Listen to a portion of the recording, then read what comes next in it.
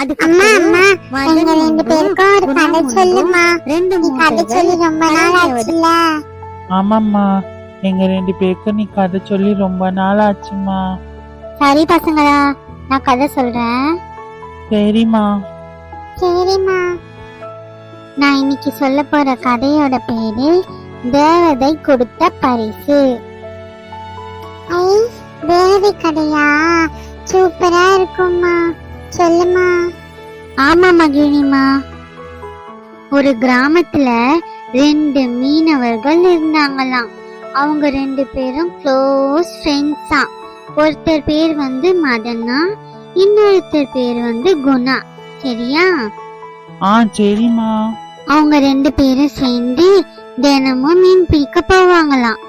மீன் பிடிக்கிறதுக்கு படகுல போனாங்களா? இல்ல மகிழினி, அவங்க கட்டுமரம் தான் வச்சிருந்தாங்க. அவங்க கிட்ட படகு இல்ல. தினமும் காலையில அந்த கட்டுமரம் எடுத்துட்டு 2 பேரும் மீன் பிடிக்கிறதுக்கு போவாங்களாம். ஒரு நாள் காலையில மதனும் குணாவும் மீன் பிடிக்கிறதுக்கு போனாங்களாம். அன்னைக்கு சாயந்தரம் வரலும் அவங்க 2 பேரும் சேர்ந்து மீன் பிடிச்சாங்களாம். ஆனா அவங்களுக்கு தேவையான மீன் கிடைக்கவே இல்லையா.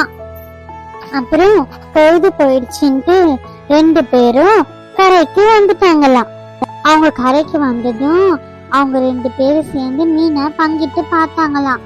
அதுல அவங்க 2 பேர் பிடிச்ச மீன் சேர்த்தாலும் ஒருத்தருக்கு மட்டும்தான் ஆகுமா. அந்த அளவுக்கு தான் மீன் கிடைச்சுதான். மதன், இந்த மீனை வித்து கிடைக்கும் பணத்துல நம்ம 2 குடும்பத்துக்கும் போதிய உணவுப் பொருட்களை நம்மளால வாங்க முடியாது. அதனால நம்ம மீனை வித்து கிடைக்கும் பணத்துல நம்மள ஒருவரு இந்த பணத்தை பிரிச்சு எடுத்துக்கலாம் அப்படின்னு சொன்னானா குணா. அப்ப மதன் சொன்னானா, நீதான் மனைவி குழந்தைங்களோட இருக்கிறல்ல, அதனால இதுல வித்து கிடைக்கிற பணத்தை நீ ஏன் எடுத்துக்க குணா அப்படின்னு சொன்னானா. அப்ப மதன் குணா கிட்ட சொன்னானா, இல்ல நண்பா, நீ வித்து எடுத்துக்கோ. என் குடும்பத்துல இருக்கிறவங்களை விட உன் குடும்பத்துல 2 பேரு அதிகமா இருக்காங்க. அதனால நீ வித்து கிடைக்கிற பணத்தை எடுத்துக்கோ அப்படின்னு சொன்னானா. அப்படியாமா? அவங்க 2 பேரும் ஒருத்தருக்கு ஒருத்தர் விட்டு கொடுத்து ரொம்ப சந்தோஷமா நீண்ட நாட்களா நண்பர்களா இருக்காங்களாமா? ஆமா மகிழா. அப்ப மதன் குணா கிட்ட சொன்னானா, இல்ல நண்பா, உன்னை நான் வறுமையில வாட எப்போதுமே விட மாட்டேன். நீ தான் வித்து வர பணத்தை நீ தான் எடுத்துக்கணும் அப்படின்னு சொன்னானா. அப்படி 2 பேரும் ஒருத்தருக்கு ஒருத்தர் விட்டு கொடுத்து பேசினே இருந்தாங்களாம். அப்போ திடீர்னு ஒரு சத்தம் கேட்டுச்சான். அப்படியாம்மா? என்ன சத்தமா கேட்டுச்சு? அந்த சத்தத்தை கேட்டு மதனும் குணாவும் ஒரே நேரத்துல திரும்பி பார்த்தாங்களாம். அப்போ ஒரு அழகான பொண்ணு நடந்து வந்துட்டு இருந்துதான். அந்த பொண்ணை பார்த்ததும் 2 பேரும் வாயடிச்சு அப்படியே நின்னுட்டாங்களாம். அந்த பெண்ணு ஒரு தேவதை போல காட்சி அளித்தாளாம். அப்ப அந்த பொண்ணு, மீனவர்களே, என்னையே அப்படி பாக்குறீங்க? நான் இந்த கடல்ல வசிக்கிற கடல் தேவதை அப்படின்னு சொன்னாலாம். அப்புறம் அந்த கடல் தேவதை கேட்டுச்சா, உங்க 2 பேரோட பேர் என்ன அப்படின்னு. அதுக்கு மதன், குணா அப்படின்னு 2 பேரும் அவங்களோட பேரை சொன்னாங்களாம். அப்ப கடல் தேவதை கேட்டுச்சா, மதன், குணா, உங்க 2 பேருக்குள்ள ஏதோ வழக்கு நடந்துட்டு இருக்கு, அது என்னன்னு நான் தெரிஞ்சுக்கலாமா அப்படின்னு கேட்டுச்சான். தேவதையே, உங்களை சந்திச்சதுல ரொம்ப மகிழ்ச்சியா இருக்கும்.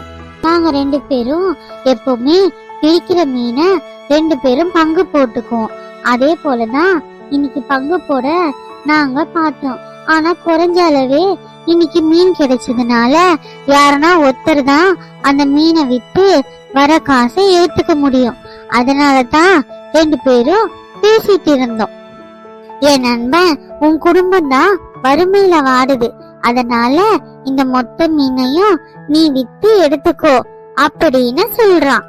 என் குடும்பத்தை பத்தி எனக்கு கவலை இல்ல, ஆனா அவன் குடும்பம் வறுமையில வாடக்கூடாது. அதனாலதான் மீனை வித்து கிடைக்கிற பணத்தை அவனை எடுத்துக்க சொன்னேன். அம்மா, அந்த 2 நண்பர்களும் ஒருத்தருக்கு ஒருத்தர் விட்டு கொடுத்து இருக்கிறத பார்த்தா ரொம்ப சந்தோஷமா இருக்குல்லம்மா? ஆமா மகிழா. என் நண்பனும் அதனை மறுத்து நீயே எடுத்துக்கோ அப்படின்னு சொல்றான். அவனுக்கு நீ எடுத்து சொல்லி அவன் குடும்பத்தை வறுமையில இருந்து காப்பாத்து அப்படின்னு சொன்னானா குணா. கடல் தேவதையோ சிரிச்சபடியே 2 பேரையும் பார்த்துச்சான். அப்ப கடல் தேவதை சொல்லிச்சா, நீங்க 2 பேரும் ஒருத்தரை ஒருத்தர் விட்டு கொடுத்து உங்க குடும்ப நலத்தை பத்தியே பேசிட்டு இருக்கீங்க. உங்க குடும்பத்தை மீது நீங்க வச்சிருக்க அன்பை பார்த்து உங்க நல்லெண்ணத்தை பார்த்தோம் மிகவும் எனக்கு மகிழ்ச்சியா இருந்துச்சு. அதனாலதான் உங்க 2 பேருக்கும் உதவி பண்றதுக்காக நான் வந்தேன் அப்படின்னு சொல்லிச்சான் கடல் தேவதை. அப்படியாமா, கடல் தேவதை அவங்க 2 பேருக்கும் உதவி பண்றதுக்கு தான் வந்துச்சா? ஆமா மகிழினி.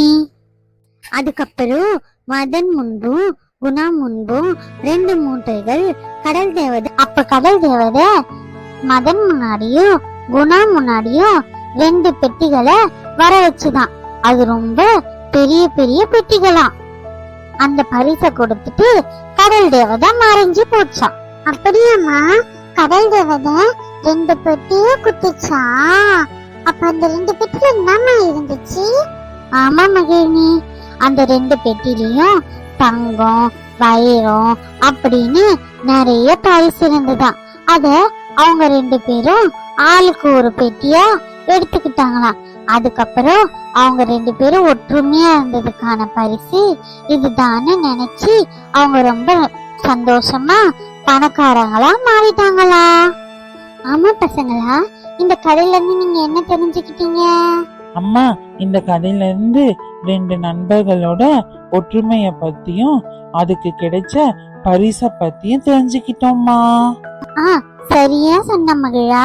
மதன குணாவும் ஒற்றுமையா இருந்ததுனாலதான் அவங்க 2 பேருக்கும் கடல் தேவதை அந்த பரிச கொடுத்துச்சு.